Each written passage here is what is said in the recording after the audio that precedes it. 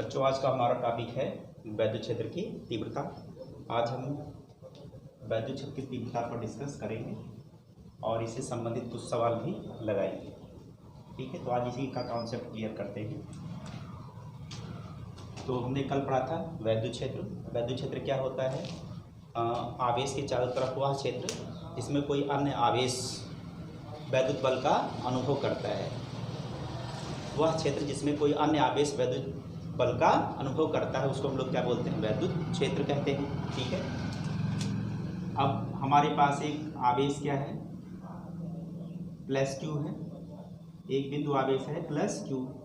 तो इसके चारों तरफ एक ऐसा क्षेत्र रहेगा, एक ऐसा क्षेत्र होगा जिस पर कोई अन्य आवेश, इस क्षेत्र में यदि कोई अन्य आवेश कहीं भी रख दें, ठीक है, यहाँ रखें या कहीं रखें, तो उस पर वैद्युत बल लगेगा।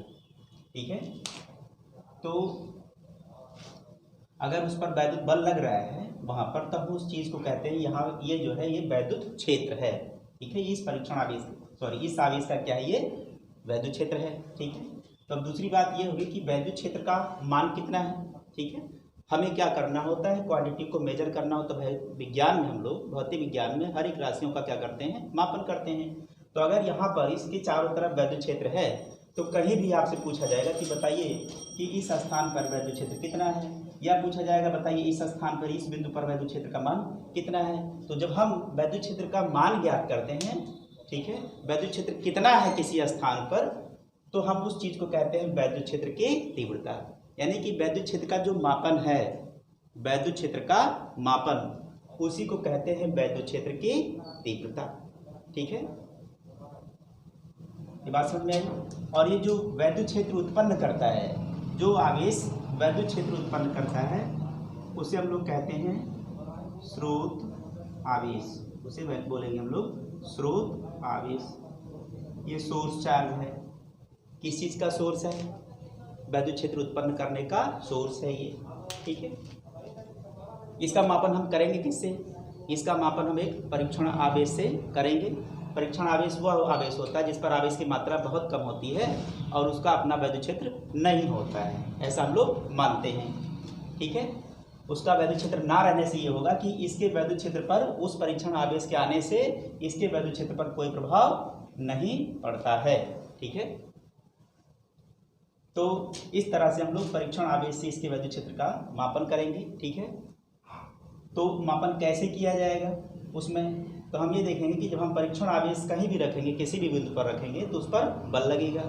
ठीक है, उस पर जितना बल लगेगा उस परीक्षण आवेश पर, उस वैद्युत क्षेत्र की तीव्रता उतनी होगी। यानी कि वैद्युत क्षेत्र की तीव्रता का मापन उस परीक्षण आवेश पर लगने वाले बल से किया जाएगा। तो अब वैद्युत क्षेत्र की परिभाषा क्या होगी? वैद्युत क्षेत्र की तीव्रता की परिभाषा क्या होगी?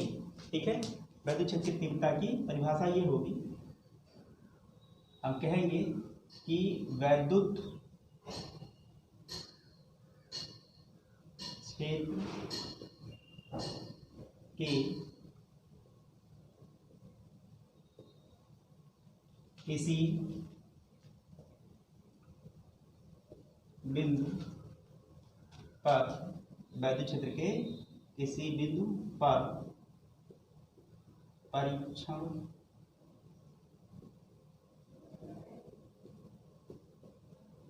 आवेश पर, परीक्षण आवेश पर लगने वाले, परीक्षण आवेश पर लगने वाले वैद्युत, परीक्षण आवेश पर लगने वाले वैद्युत बल तथा परीक्षण आवेश के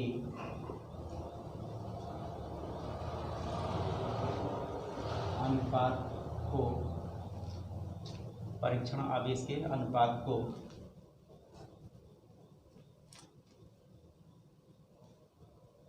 उस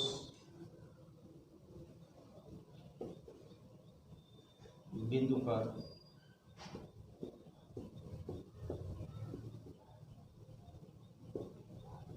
वैद्युत क्षेत्र की तीव्रता कहते हैं। ठीक है, वैद्युत क्षेत्र के किसी बिंदु पर परीक्षण आवेश पर लगने वाले वैद्युत बल तथा परीक्षण आवेश के अनुपात को उस बिंदु पर वैद्युत क्षेत्र की तीव्रता कहते हैं।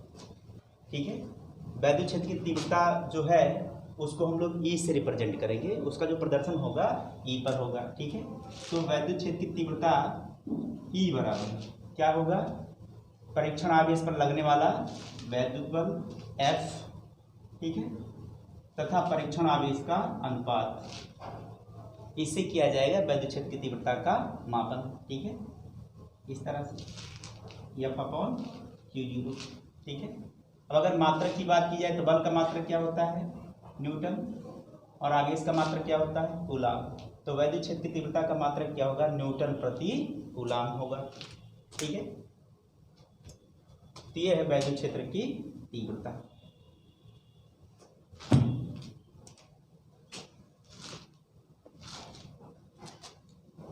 अब जो है वैद्युत क्षेत्र की बात करें तो वैद्युत क्षेत्र की तीव्रता कैसी राशि है, अदिश या सदिश, इसकी चर्चा कर लेते हैं। तो वैद्युत क्षेत्र जो होता है वो सदिश राशि होती है। वैद्युत क्षेत्र क्या है, सदिश राशि है। वास्तव में जो वैद्युत क्षेत्र की तीव्रता होती है क्या है, वो इस आवेश पर लगने वाला बल। अगर हम इसको Q को एकांक मान लें, Q0 को हम लोग क्या मान लें, एकांक मान लें, तो हम देख रहे हैं कि E इक्वल टू क्या हो जाएगा, F के बराबर हो जाएगा। ठीक है, यानी कि एकांक आवेश पर लगने वाला बल।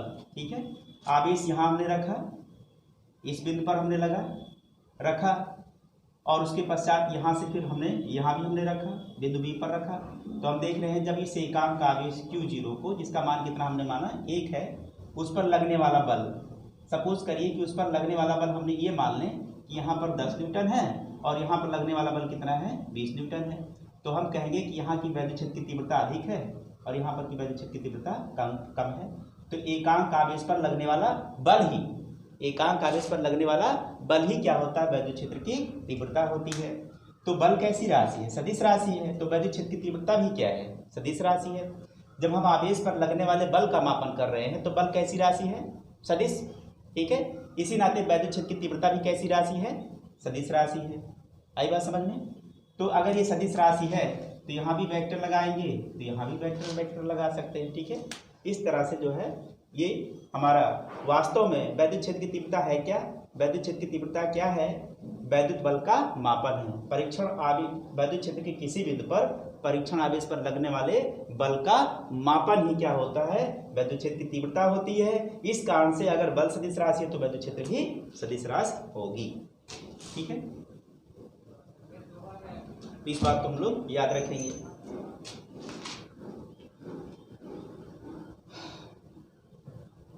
अब इसी हिसाब से हम लोग अगर देखें तो ये भी कह सकते हैं कि वैद्युत क्षेत्र बल लगाता है। तो अगर वैद्युत क्षेत्र बल लगाता है तो वैद्युत क्षेत्र के कारण से लगने वाला बल का फार्मूला क्या हो जाएगा, F बराबर हो जाएगा E इंटू Q0 हो जाएगा। आप ये कह सकते हैं इस तरह से Q0 इंटू E।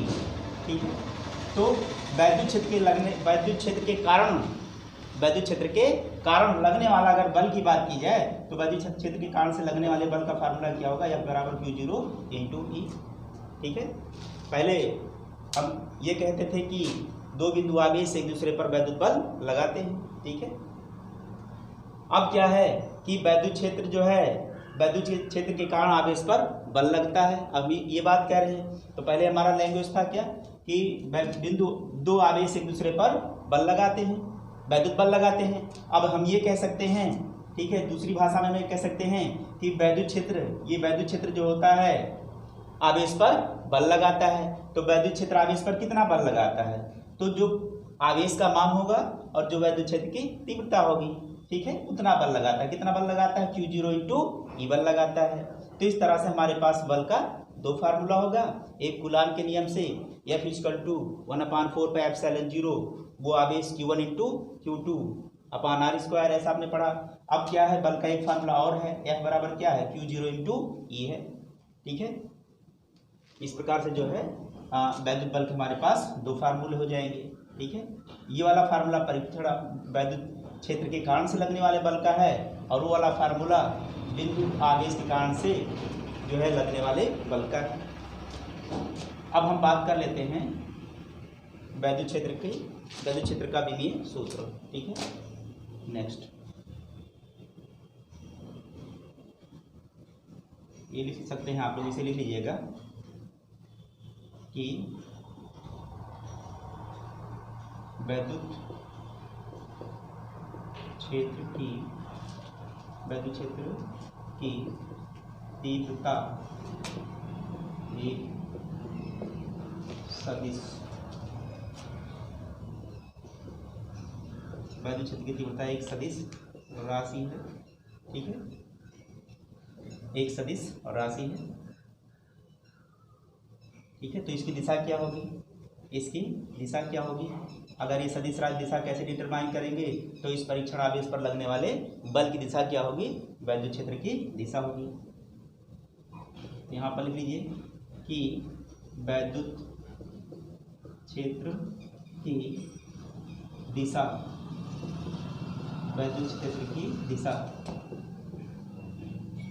परीक्षण आवेश पर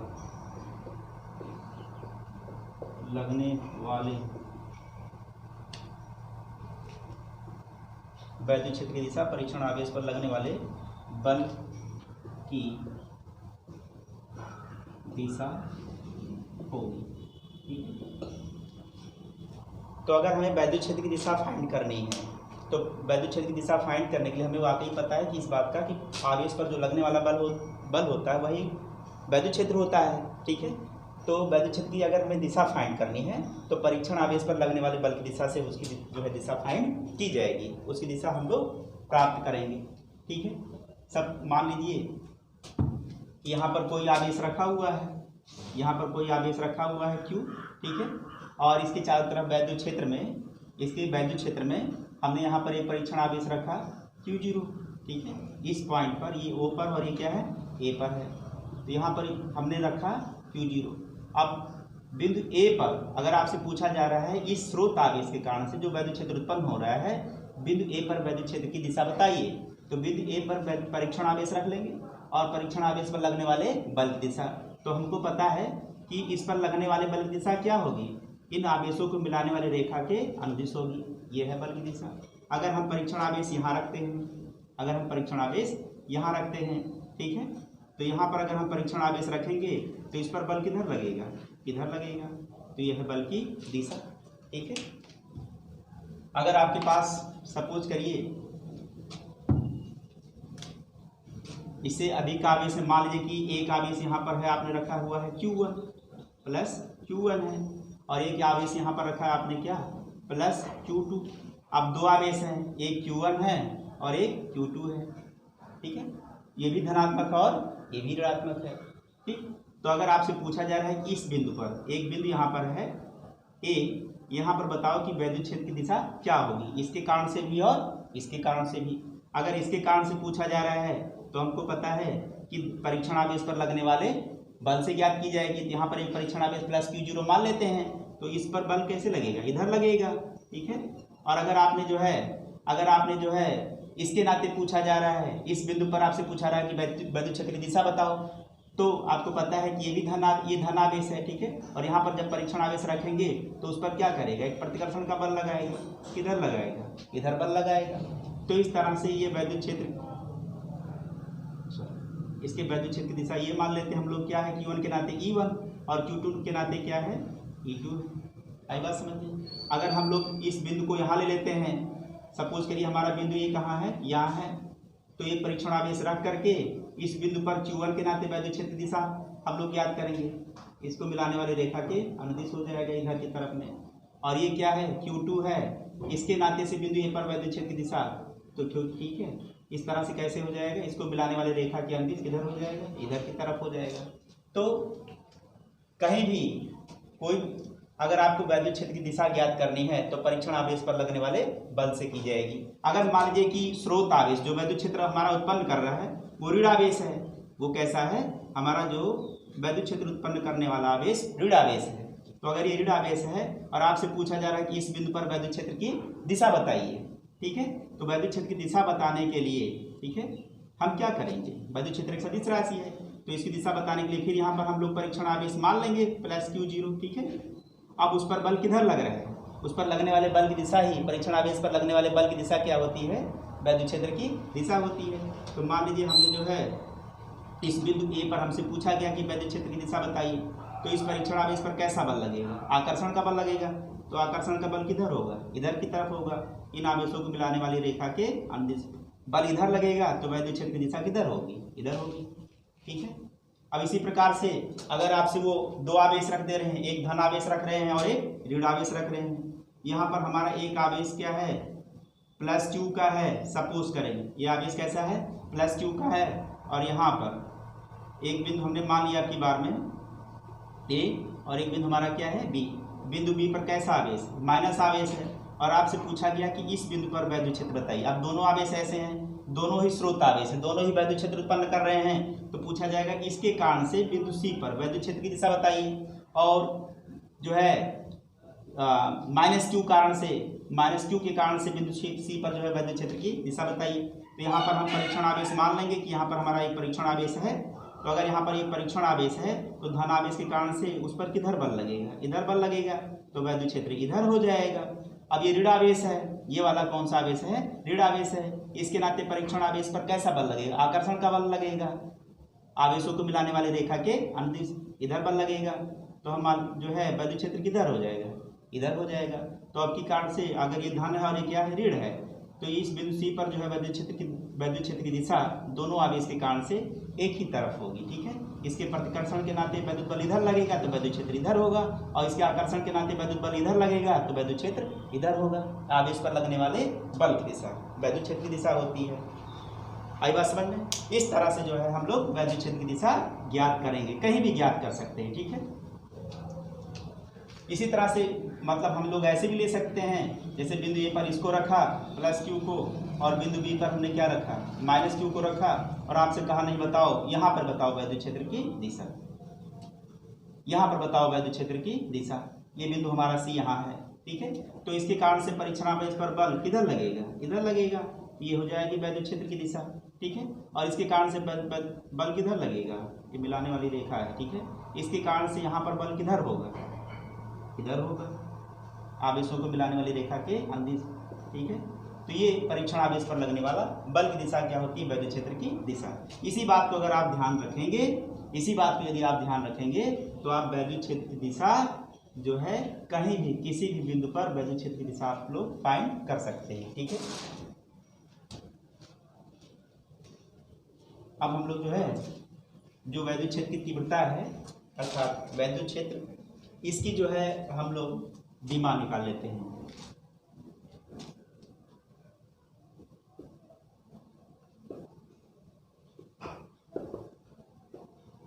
अब इसे हम लोग वैद्युत क्षेत्र भी कहें या वैद्युत क्षेत्र की तीव्रता कहें, क्योंकि वैद्युत क्षेत्र का मापन ही क्या है, वैद्युत क्षेत्र की तीव्रता। तो इसलिए हम लोग लिख दे रहे हैं, यहाँ पर हेडिंग लिख दे रहे हैं, वैद्युत क्षेत्र का विमीय सूत्र, वैद्युत क्षेत्र का विमीय सूत्र। तो वैद्युत क्षेत्र का अगर विमीय सूत्र निकालना चाहते हैं तो ये बराबर होता है F/Q0 है, ठीक है।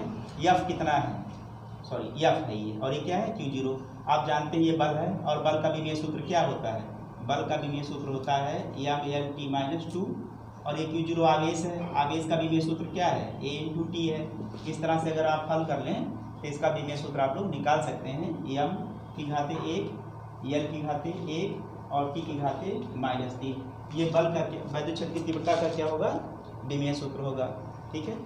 मूल मात्रक लिखना चाहते हैं कि वैद्युत क्षेत्र की तीव्रता का मूल मात्रक बताइए, तो मूल मात्रक क्या होगा, यम क्या है, ये द्रव्यमान, द्रव्यमान का मात्रक क्या है, किलोग्राम, तो किलोग्राम की घाते 1, ये लंबाई इसका मात्रक मीटर होगा, तो मीटर की घाते 1, सेकेंड की घाते -3। इस तरह से विमीय सूत्र भी हो जाएगा और इसी विमीय सूत्र से हम लोग क्या निकाल लेंगे, इस वैद्युत क्षेत्र का या वैद्युत क्षेत्र की तीव्रता का मूल मात्रक भी निकाल लेंगे। अब वैद्युत क्षेत्र की तीव्रता पर आधारित थोड़ा सा प्रश्न आप लोग हल कर लें, उसे देख लें कि वैद्युत क्षेत्र की तीव्रता पर आधारित प्रश्न हम लोग कैसे लगाएंगे। ठीक है, अब हमारा फार्मूला क्या है, E equal to F upon Q0। ठीक है, E equal to F upon Q0। तो एक प्रश्न है उसे हम यहाँ लिख दे रहे हैं, उसे ध्यान से देखिएगा। यहाँ पर लिखा है प्रश्न 5 × 10⁻⁴ कूलाम, 5 × 10⁻⁻⁴ कूलाम के आवेश पर 2.25 न्यूटन का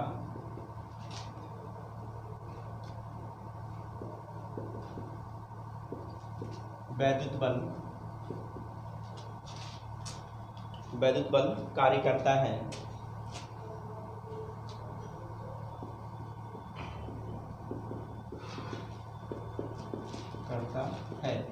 ठीक है, वैद्युत बल कार्य करता है उस बिंदु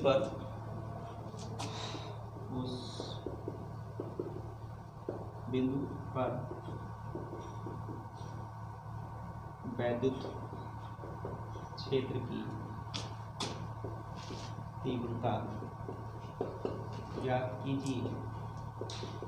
ठीक है, ये फाइंड करना है। 5 × 10⁻⁴ कूलाम का आवेश है और उस पर जो है 2.25 न्यूटन का वैद्युत बल लग रहा है, तो उस बिंदु पर वैद्युत क्षेत्र की तीव्रता ज्ञात करिए। ठीक है, तो अब हमें देखिए परीक्षण आवेश Q0 का मान दिया गया है कितना, 5 × 10⁻⁴ कूलाम का आवेश है। इस पर जो वैद्युत बल लग रहा है वो कितना है, तो 2.25 न्यूटन का है। ठीक है, और आपसे कह रहा है कि वैद्युत क्षेत्र की तीव्रता ज्ञात कीजिए। तो वैद्युत क्षेत्र की तीव्रता हम लोग कैसे निकालेंगे, ठीक है, यही फार्मूला लगा देंगे, E equal to F upon Q0। अब एफ का मान कितना है, 2.25 न्यूटन।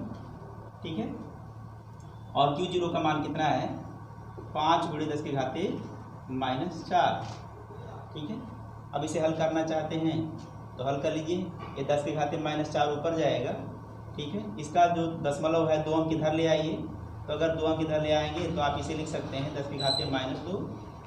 ठीक है, और ये ऊपर जाएगा 10⁻⁴ प्लस में हो जाएगा, बटे क्या हो जाएगा 5। अब ये देखिए 5 चौक 20। ठीक है, 5 चौक 20 और यहाँ 2 बचा और 5 5 25, और इसे आप हल कर लें तो कितना हो जाएगा 45 × 10⁻2 बचेगा।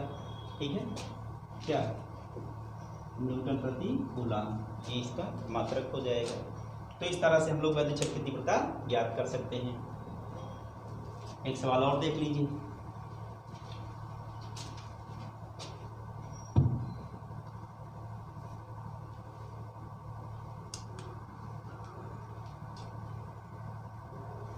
आपसे कहा जा रहा है कि एक अल्फा कण 15 ×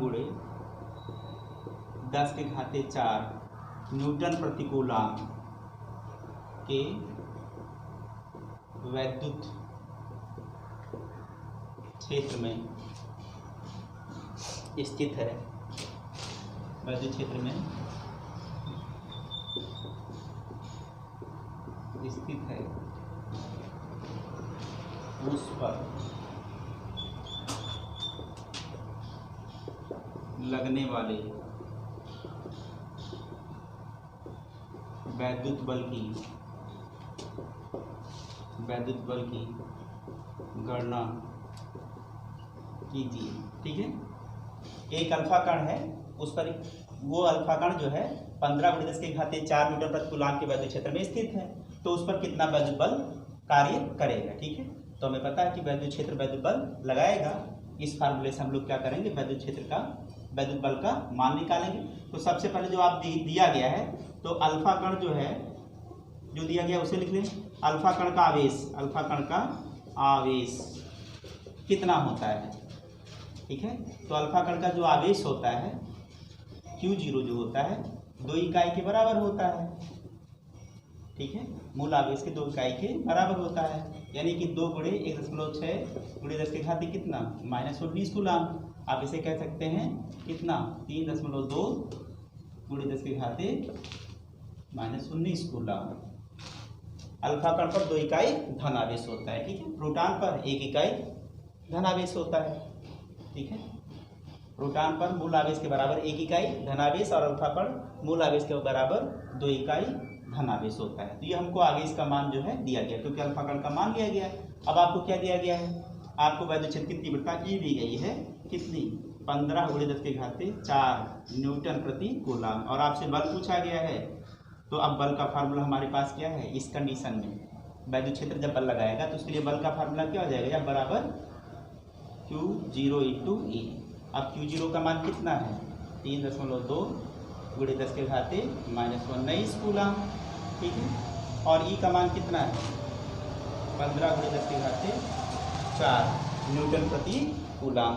अगर अब इसे आप हल कर लें, ठीक है, इसको आप हल कर लीजिए, तो हल करने पर आ जाएगा 4 गुणे 10 के घाते 8 आ जाएगा। और यदि आप पावर्स को हल करेंगे तो इतना आएगा। वैद्युत बल का मात्रक क्या होगा, न्यूटन होगा। वैद्युत बल का मात्रक न्यूटन। तो इस तरह से हम लोग निकाल सकते हैं। तो आज के टॉपिक में इतना ही, धन्यवाद।